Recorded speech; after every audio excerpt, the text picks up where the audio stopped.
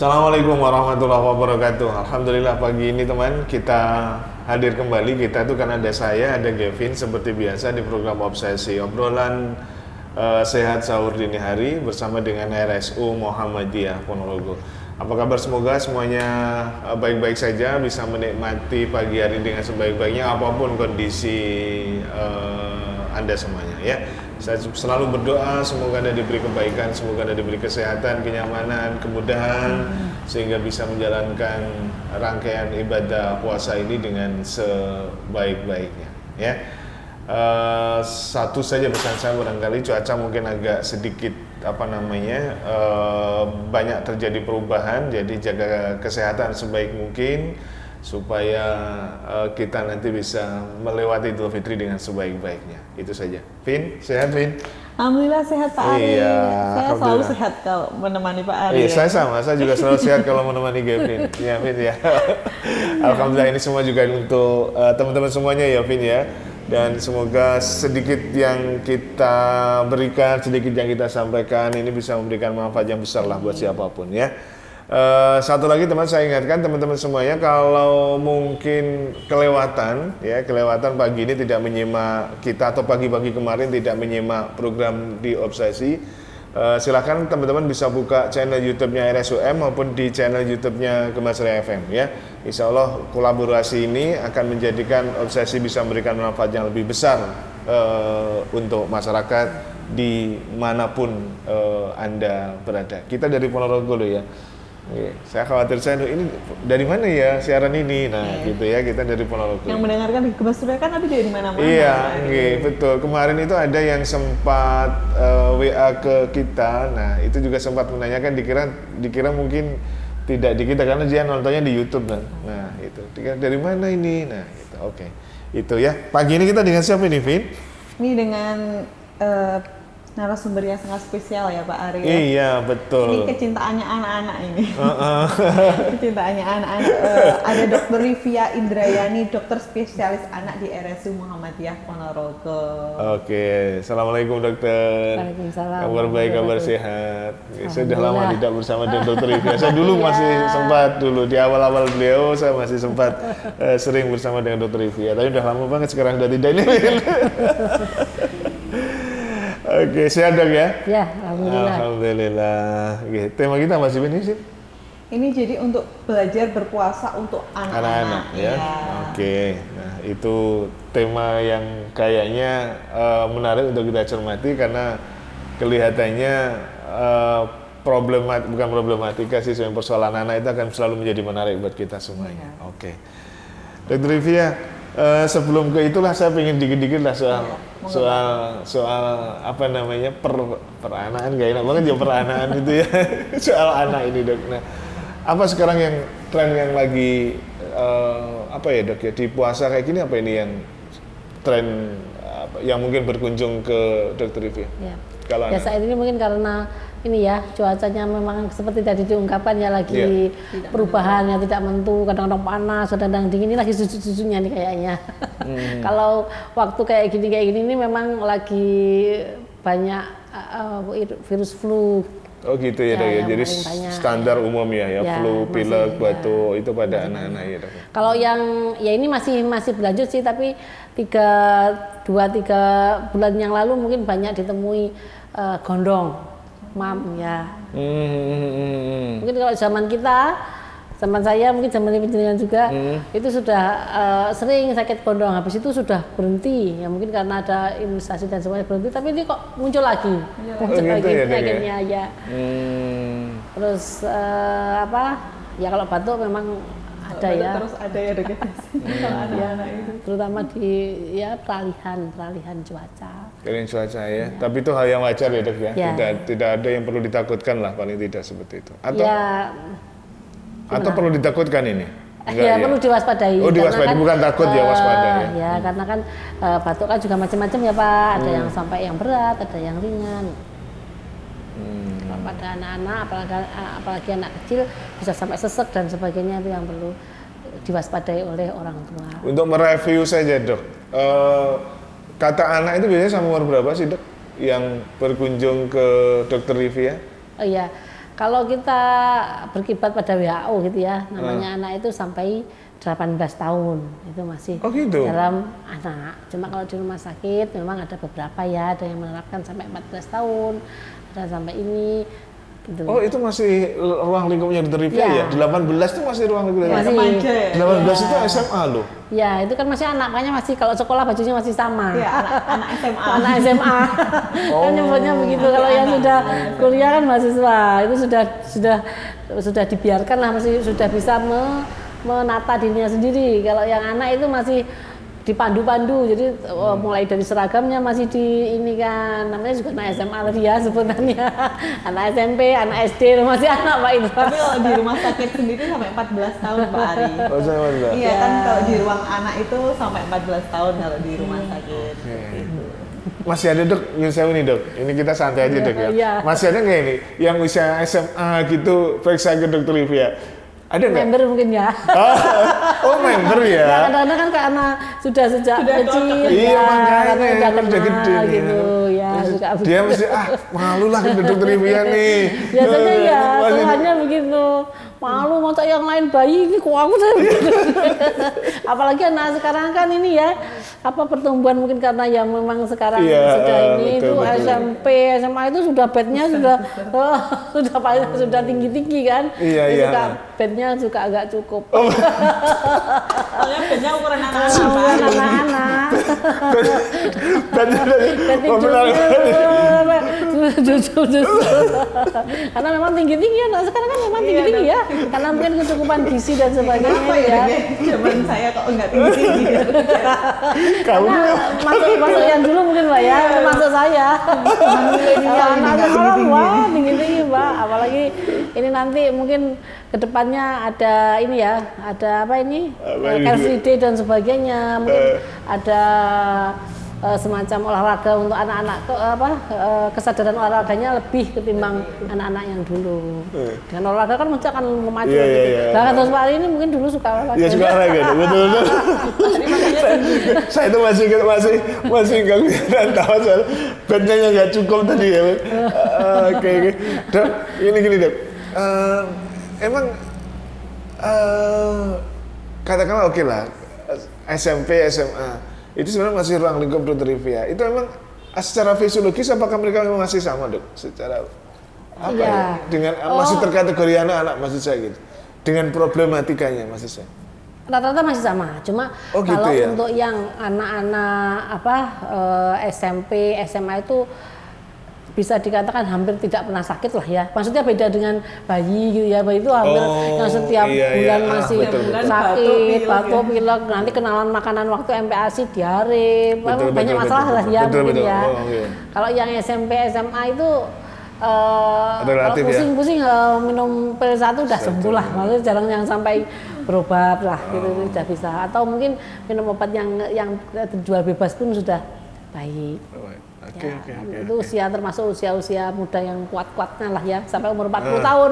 Nanti kalau udah 40 tahun kembali. Mulai lagi ya, turun lagi nih. Oh ya, tapi dokternya sudah bukan saya Pak kalau 40 tahun Pak. Biasanya awet muda ya, soalnya ketemunya anak-anak. Iya. Nanti biasanya beda lagi nanti kalau udah 40 tahun. Dok, ada hal yang apa Dok ya? Gini, maksud saya kalau terkait dengan penyakit anak, apakah ada hal-hal yang baru begitu atau ya masih sama seperti tahun-tahun 5-10 tahun yang lalu? Atau ada hal baru terkait dengan problem kesehatan anak? Oh tidak, Nggak ada, kayaknya ya? masih tetap Masih sama, ya? penyakit itu sama-sama walaupun mungkin ada beberapa yang mulai bergeser misalnya di negara-negara maju mungkin sudah mulai obesitas itu sudah menjadi salah satu Apa, tantangan Obesitas. dan sebagainya. Oh, obesitas pada anak. Iya. Oh. Terus model anak kan sekarang juga beda ya seiring dengan pertumbuhan ya, maksudnya perkembangan zaman juga. Kalau dulu mungkin mainannya mungkin fisik ya, Iya, maksudnya lari, betul. loncat-loncat, main karet, apa kalau loncat tali dan sebagainya. Sekarang kan mungkin lebih seneng main gadget, jadinya dia lebih Kurang aktif ya. nggak aktif, lebih tertutup ya yang disebut gengjet apa lah model-modelnya kan begitu ya. Maksudnya dia tidak suka berinteraksi, dia mungkin lebih inilah. Ada perubahan problematiknya nggak bagi anak? Katakanlah mungkin sekarang mata atau mungkin atau lebih ke psikis atau lebih ke apa ya dok ya? Lebih ke psikologi atau interaksi ya mungkin ya. Oh gitu ya. Sampai kalau disebut-sebut di internet itu kan sukanya mesti gengset itu memang orangnya begitu. Kan cuma gini aja ya. Jadi bersosialisasi mereka kurang. Nah, dia kan sudah ini apa diselesaikan pakai ini. Terus, pernah menerima pasien yang kayak gini dok di Ponorogo dok? Kalau sekarang rata-rata hampir yang periksa pun sekarang sudah pegangnya HP gitu ya, dia tidak berinteraksi dengan teman-temannya. Mungkin yang main pulang sekolah main itu bisa dihitung. Mungkin kalau yang di pedesaan yang tidak ada sinyal mungkin yang begitu. Kalau yang kota ya mungkin pulang yang diambil ini dia main dengan itu yang lebih menarik gitu ya begitu ya. Jadi mesti komunikasi, interaksi dan sebagainya itu kan akan berbeda. Ya mungkin zaman juga yang mengajarkan begitu ya. Jadi cara berkomunikasi dengan anak itu juga harus diperhatikan orang tua ya dok ya mungkin. Ya mungkin juga orang tua banyak yang sibuk juga saat ini kan, beda dengan dulu. Dan semua dipercayakan ke HP. Ya. Enggak juga loh Pak Ari. Gimana? Iya ya enggak juga sih, cuma beberapa di antaranya kan gitu ya Vin ya. Oke ya. Ada atau nanti dulu kita tahan dulu. Kita tahan dulu ya. Oke, nanti setelah itu Kevin nanti. Nah, Kevin yang akan banyak curhat dengan Dokter Rivia hari ini. Dok ya. Teman-teman kita akan balik lagi nanti masih sebut dengan Dokter Rivia. Kita santai lah. Jadi pagi ini kita akan coba hadirkan bahasan-bahasan terkait dengan problematika anak dan puasa tentunya ya. Di Obsesi Obrolan Sehat Sore Dini Hari yang masih didukung sepenuhnya oleh RSU Muhammadiyah Ponorogo. Dan teman-teman kita akan balik lagi sesaat lagi setelah beberapa iklan berikut.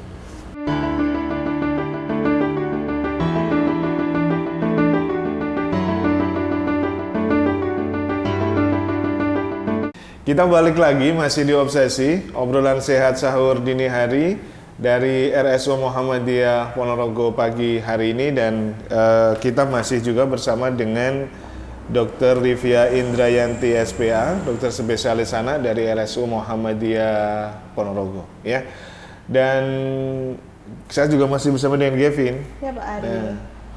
Ya langsung aja lah Vin ya. Iya. Kita buka laptopnya Kevin ini. Ya. Apa kira-kira yang menarik terkait tentang dengan belajar anak. puasa untuk anak-anak Ya, Nah, oke. kita akan menanyakan tentang dok, sebenarnya anak itu kalau secara medis ya dok ya, boleh diajarkan puasa mulai umur berapa dok? Ya, sebenarnya untuk kalau melihat dari syariat agama kan yang wajib itu kan kalau yang sudah balik Ya, yang oke. sudah balik. Mungkin kalau anak perempuan ya 9 tahun, untuk anak laki-laki ya kurang lebih sama. Cuma dari segi kesehatan sebenarnya boleh kok sedini mungkin ya. Jadi misalnya mulai TK kita mengajarkan puasa. Coba kan puasanya kan juga tidak puasa langsung ya. Mungkin kita mengajarkan kalau dia jam 10 sudah jam 8 makan mungkin bisa di ini puasa, nanti jam 10 kita ngasih pengetahuan seperti itu. Dan biasanya yang sudah bisa diajak berkomunikasi, diajak pengertian itu umur 7 tahun itu sudah bisa. Tapi boleh sedini mungkin. Jadi misalnya kan tergantung anak ya Mbak ya. Ada yang sudah paham, ada yang ini.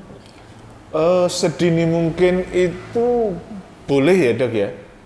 Artinya maksud saya gini, mungkin TK gitu sudah boleh, tapi dengan cara-cara yang maksud saya gini, seberapa lama sih sebenarnya bagi anak-anak itu boleh nahan lapar, boleh tidak makan dan tidak minum maksud saya? Oh iya. Ada nggak ukurannya kayak gitu kira-kira dok? Sebenarnya tubuh itu ada tubuh mekanismenya. Jadi misalnya dia juga ada cadangan-cadangannya. Gitu. Jadi misalnya dia kalau anak kecil ya mestinya dia ada jam tidurnya. Jadi kalau misalnya jam 4 suruh bangun ya gimana? Maksudnya mungkin dia belum siap dengan seperti itu. Jadi kita mungkin nanti mengenalkannya secara ini dulu ke anak, misalnya di rumah, oh ini besok bulan puasa, sering-sering menyebut seperti itu sehingga anak nanti bisa tertarik. Biasanya mulai TK, gurunya di sekolahnya aku kan suka ngasih motivasi juga ya. Jadi misalnya ada tahrir Ramadan dan sebagainya sehingga anak itu sedikit banyak, oh ini bulannya puasa, aku puasa kok. Kalau kadang-kadang apalagi anak yang enggak mau makan ini, sukanya kalau suruh aja waktunya makan aku puasa. Tapi mintanya susu gitu. Iya. Maksudnya dia tuh taunya kalau puasa itu enggak makan aja. Tapi minumnya tetap ya kita ikuti aja gitu. Jadi misalnya kalau untuk seberapa jam berapa lamanya itu ya memang itu latihan, nggak ada ukurannya ya Dok ya. Paling otomatisnya anak kalau sudah nangis sudah minta ya itu berarti ukurannya itu aja gitu ya. Tidak ada pantauan 4 jam harus minum apa enggak ada begitu. Kalau maksud saya gini, misalkan hari ini ada 4 jam, sebelum 4 ada dalam rentang waktu 1 kali 4 jam aman sebenarnya. Nah, nanti khawatir saya kalau ada masalah justru gitu ya. Enggak ya Dok ya. Oke. Nanti dia pasti akan minta, berarti dia rewel-rewel berarti sudah minta. Sudah otomatis ya, tubuh itu bereaksi ya Dok ya. Okay. Tapi yang umur yang bisa diajak ini mengerti dan sebagainya itu ya 7 tahunan. Dok, kalau puasa ini apakah nanti akan berpengaruh pada perkembangan anak Dok? Kan misalnya biasanya anak makan 3 kali sehari nih Dok dengan menu-menunya kan saat puasa dia makannya jadi misalnya 2 kali sehari. Itu bagaimana Dok? Ya, kalau untuk mengganggu pertumbuhannya ya mungkin untuk pertumbuhan otak insya Allah sudah tidak, karena untuk pertumbuhan otak itu pertumbuhan paling cepat itu di 2 tahun pertama. Terus setelah 2 tahun itu mungkin tambah 5%. Jadi tidak akan mengganggu.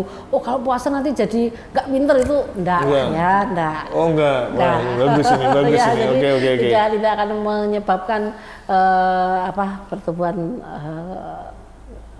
otak enggak. Kalau berat badan memang bisa Mbak. Jadi selama kayak anak saya ini ya yang kelas 3 ini puasa sampai tanggal 19 ini turun 2 kilo.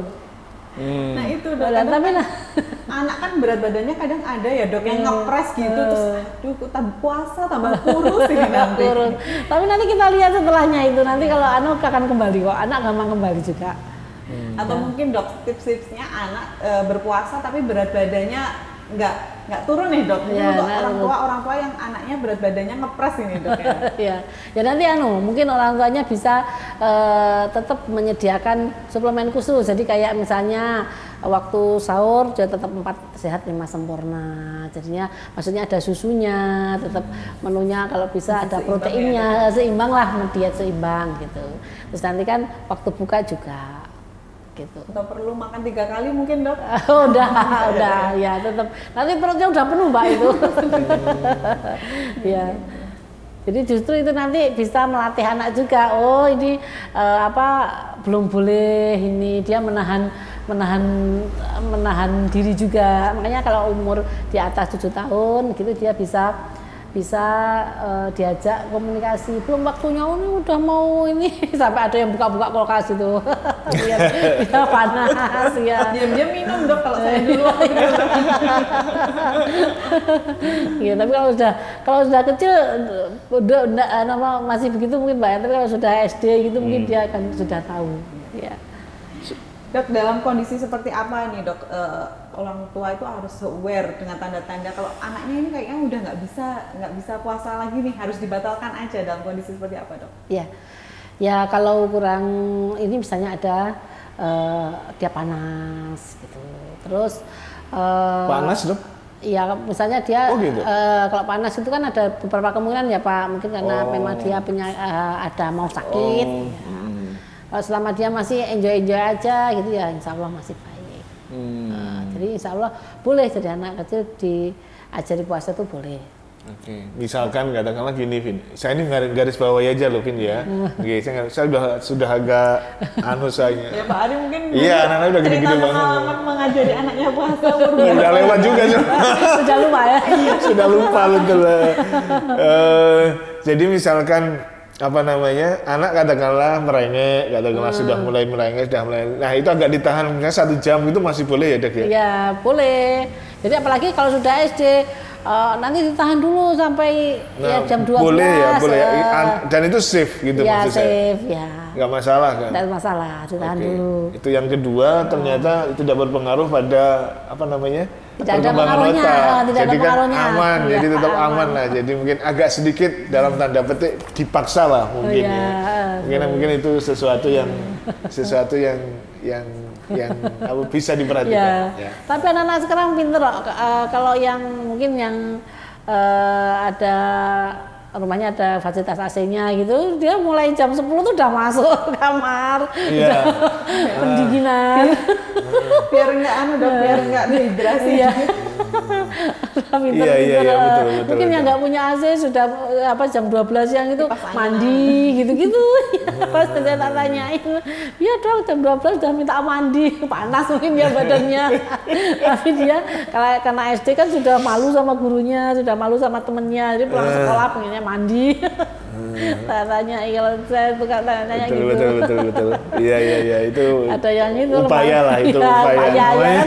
Namanya udah 7 tahun udah bisa ini ya. Oke. Dok, kondisi anak kan mungkin bermacam-macam ya dok ya. Ada juga kondisi anak yang disebut dengan anak berkebutuhan khusus atau ABK. Itu apa dok yang dimaksud dengan anak berkebutuhan khusus dok? Ya, jadi anak berkebutuhan khusus itu memang dia anak yang mempunyai kebutuhan khusus ya. Dia memerlukan kebutuhan khusus karena memang ada kekurangan pada dirinya. Baik itu secara fisik ataupun secara mental ataupun secara intelektual gitu.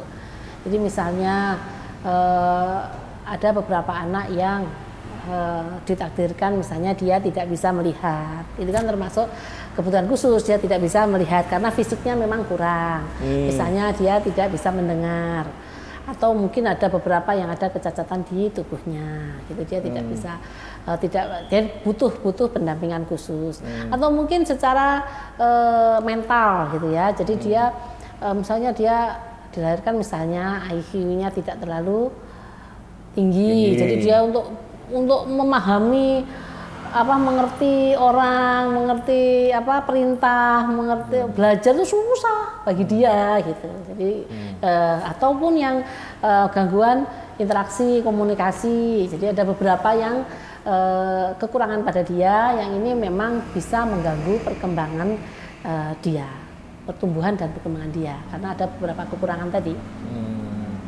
Dan itu perlu pendekatan masing-masing dok. Iya. Tidak bisa digeneralisasi gitu, nggak bisa ya dok? Tidak bisa karena kita kan harus melihat permasalahan dia mana. Misalnya yang tidak kecukupan fisik, misalnya mata, mungkin kita bisa mengajarinya dengan huruf braille, memberikannya di sekolah khusus. Ada bahasa isyarat dan sebagainya. Kita kan harus memberikan begitu supaya dia juga bisa berkembang, dia bisa membaca. Kalau untuk yang kurang pendengaran misalnya dia bisa memakai alat bantu dengar. Yang IQ-nya di bawah misalnya kita bisa memberikan pendampingan pembelajaran atau alat-alat khusus lah untuk biar dia bisa tumbuh dan berkembang seperti anak yang lain. Disekolahkan di terapi misalnya.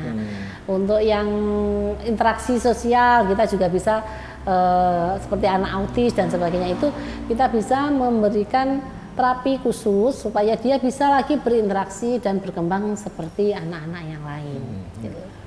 Karena tematik kita puasa begitu, apakah anak-anak yang berkebutuhan khusus itu juga masih safe dok untuk untuk latihan lah gitu, untuk latihan puasa atau ya kembali tidak bisa digenerasi lagi gitu. Ada gimana? Ya karena puasa ini kan bukan aturan yang hanya untuk orang sehat atau orang sakit ya. Tetap kita harus melihat ini kan perintah dari Gusti Allah gitu ya. Jadi kayak kalau dia kebutuhannya secara fisik aja, misalnya dia tunanetra gitu ya, kita bisa Tetap bisa. bisa mengajarinya ya.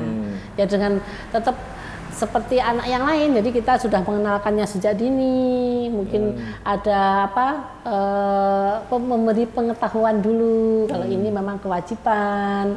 Terus ini juga menyehatkan untuk badan gitu. Dikasih pengertian, terus kita latih. Jadi mulai awal. Jadi misalnya bolehnya makan itu pagi, siang, sama sore. Susu-susunya di tengah-tengahnya enggak boleh dulu.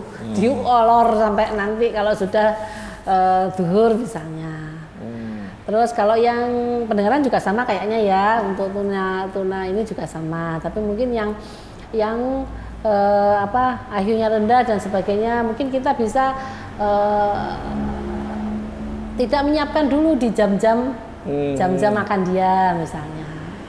Itu yang tergantung keparahannya sakitnya mestinya ya. Kalau selama yang autis juga gitu, selama dia masih, kan ada yang ringan, ada yang berat, ada yang masih bisa dikasih tahu, ada yang nggak bisa, ada yang nangis aja kalau pas ini gitu. Kalau yang bisa ya kita kondisi.